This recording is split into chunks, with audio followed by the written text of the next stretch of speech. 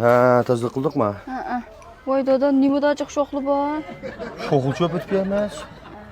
Andikin men Absalam candan dükkanına berip, çoğun ustamның gembiyen soğan men qıstı 2 tal qağırının hemmesi 2'de 3'ten yığıplam ekin da. Dada, men basam bulmaz. An dükkanıma. An neç vaqt ya barmağın desek berivlep, emdi basak bulmam da. Emdi bardığa ya keldim de. Sen berip alıp.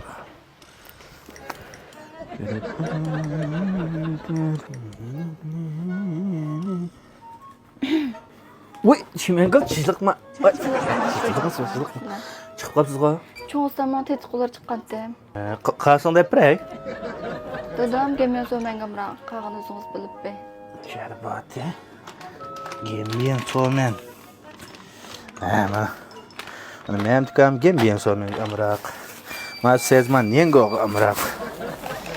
Ha, emisde 2 taldan sep koydum. Abayraz a dükkan çiğendim. Başta çiğsem bu dükkan tokaqken şon bir basma dükkan çiğverdim.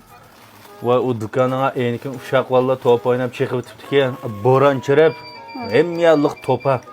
Ati tozalab ochmay o'yadi. Haras, ma dushanba kuni onam jonziga chiqislar dedimi? Ha, ma'qul. Ani bir uyda qil tayyorlab bitaydi atimda. Ha, tozaq qiladi. Ha, bo'ladi. Bizning o'yinning tayyorlig'ini bir joy berib qoldi. Shu tugatsak lan, astoyin nim qilamiz. Taqildi. Voy, biz ma ras, ma andayman ko'rishib turlar biz. Shu ko'rishaversak soat turamika shu. Saat turamika? U nima deb saat turdi? U to'yliqni ichirib oldik, pulni berib oldik. U mavkab to'lda 2 kun taqib olmasin deyman. To'q futish bo'lgan bir ko'rishmam demda. Demdiganda mer o'tashgash turdi. Ey, men tikamiz.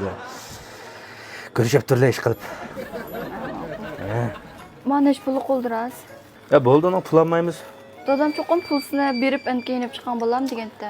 Men tikamni. Bu quduva jo'lab qolgandim, buning pul olamdiq. Bu o'tgan deb qo'ydim emasmi o'ziga?